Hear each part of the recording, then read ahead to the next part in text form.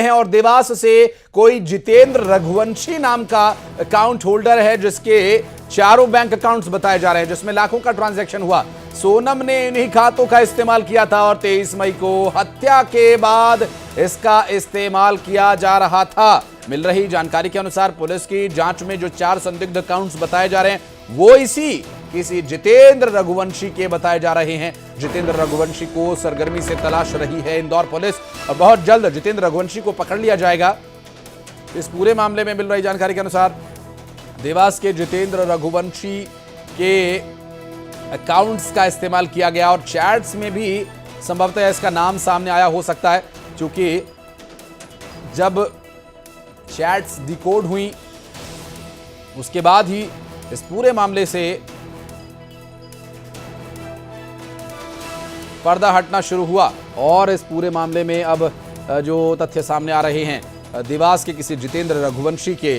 कौन है ये जितेंद्र रघुवंशी जो अब तक पर्दे के पीछे से एक्टिव था?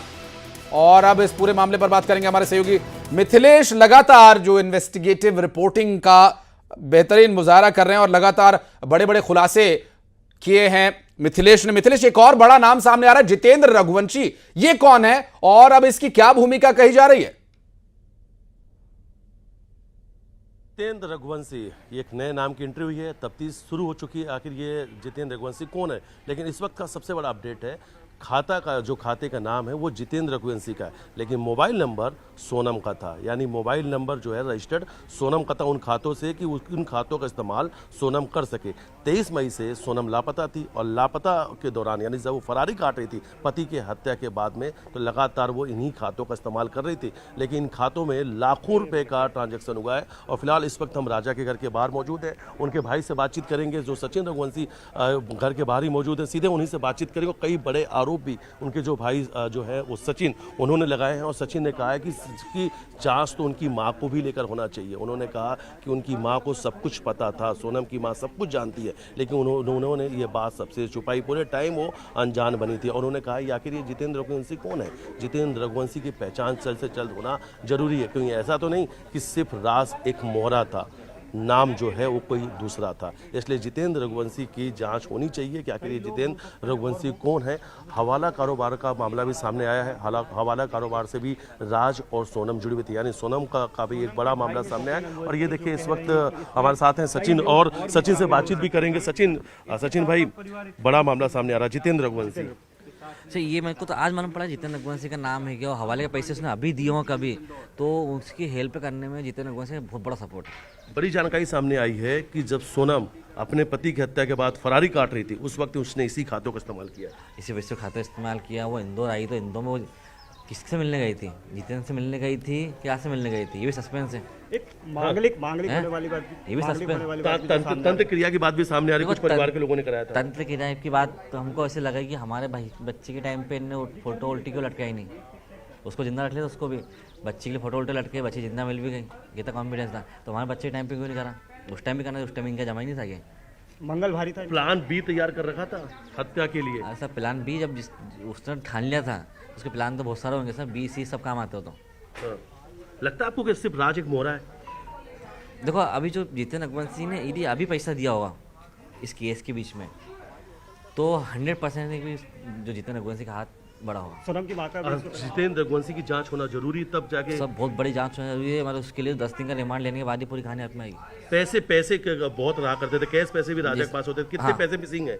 सब मैंने भी हिसाब बनाया नहीं, लेकिन 2, 4, 5, 6 लाख तो यूँ नॉर्मल बात है, क्योंकि हमको तनख्वाह बांटना, टायर डलवाना, ये करना वो करना चलेगा। नहीं तो आपको ऐसा लगता है कि 5 लाख से ज्यादा पैसे जो राजा के पास तो वो मिसिंग है? मैंने अभी हिसाब भी नहीं करा है, हिसाब करूंगा जब मेरे को मालूम पड़ेगा कि क्या क्या चीज़ है। क्यों हमें बिना वो देखे किसी पे इल्जाम लगाना मेरे को अच्छा लगता नहीं है। माँ को लेके क्या कहेंगे? सोनम की माँ को लेके क्या कहेंगे? सबकी माँ को पता रहता है बच्चे क्या करा क्या नहीं करा। माँ से छानबीन करी पूछताछ की जाएगी तो बहुत से तथ्य आएंगे। जैसे ज्योतिष ने बोला है, जैसे इनकी ज्योतिष ने बोला है, वो हमारे ज्योतिष बोला कि लेडीज़ का हाथ है। ज्योतिष वो तांत्रिक क्रिया वाले फिर बहुत दम इंडिया के लोग तो मानते ही हैं। फोटो उल्टी करी तो बच्ची जिंदा मिल गई। तो मेरे को तो ये बेकार लगा कि हमें भाई के टाइम फोटो उल्टी करते वो भी जिंदा होता है, कि उसको मरवाने की इच्छा पूरी थी ना। पूरे चारों आरोपियों ने गुनाह कबूल लिया अपने? हाँ गुनाह तो कबूल लिया, अभी उन्होंने गुनाह और नहीं कबूल करा। जो छोटे मोटे उनको सिखाया होगा ना कि इतनी चीज़ें बोलना है, उन्होंने इतनी चीज़ें बोली है। वही उनसे वो पूछा जाएगा तो उन्हें वो निकलेगी चीज़ें। सातिर सोनम है, मास्टरमाइंड पूरी सोनम रही।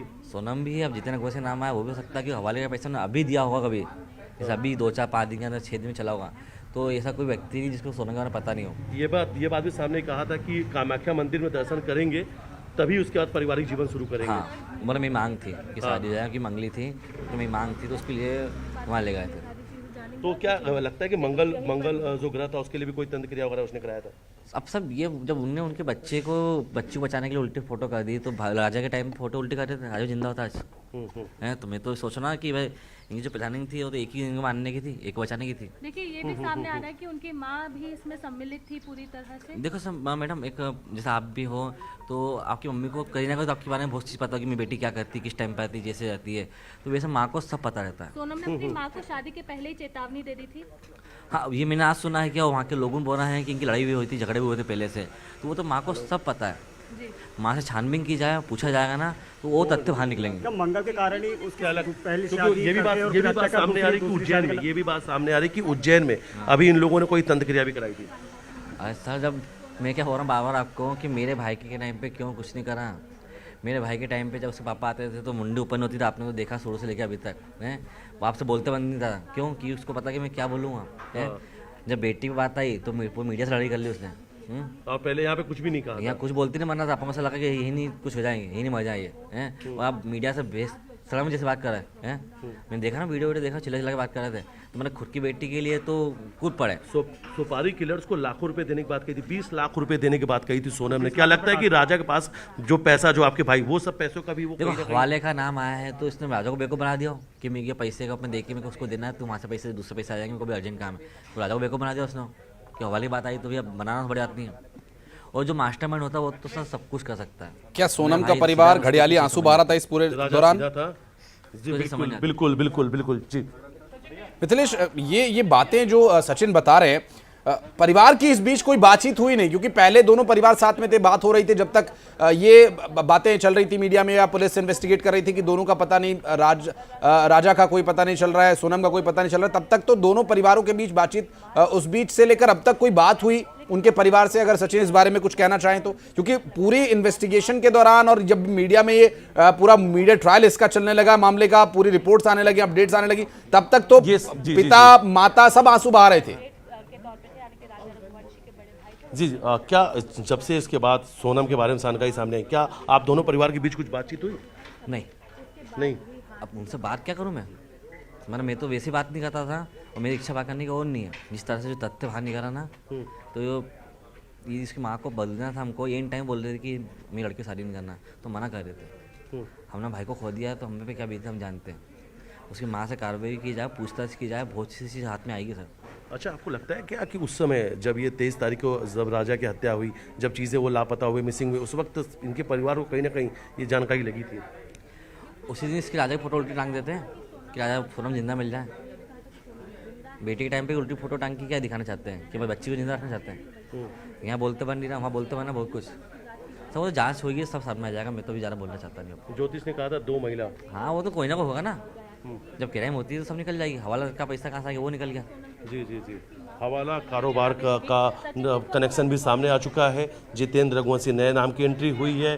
फरारी के दौरान इन्हीं खातों का इस्तेमाल सोनम ने किया है। सोनम ने अपनी पति की हत्या के लिए प्लान भी तैयार कर रखा था। ये तमाम चीज़ें अब तक सामने आ चुकी है। यानी मेघालय हनीमून मर्डर मिस्ट्री में लगातार कई चौंकाने वाले खुलासे हो रहे हैं, और ऐसे खुलासे हो रहे हैं कि जिसे हर कोई जो भी सुन रहा है वो हैरान हो जा रहा है। और सबसे बड़ी बात है, अपने ही पति की हत्या की साजिश सोनम ने ऐसी रची थी कि कई दिनों तक परिवार वालों को भी यकीन नहीं हो पाया कि सोनम ही अपने पति की हत्या करवा सकती है। जी स्वाभाविक है मिथिलेश, क्योंकि ये जो परिस्थितियां हैं ये बिल्कुल भी सामान्य नहीं लगती।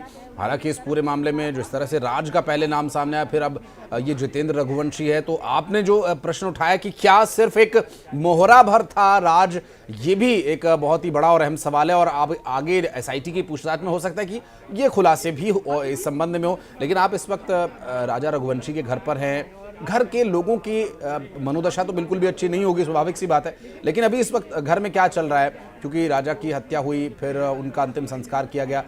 सनातन धर्म के अनुसार जो आगे की प्रक्रिया होती है, शुद्ध का या 13वीं का, क्या इस बारे में भी परिवार तैयारी कर रहा है, या फिर परिवार इस बारे में कुछ बता रहा है कि क्या अब आगे होगा?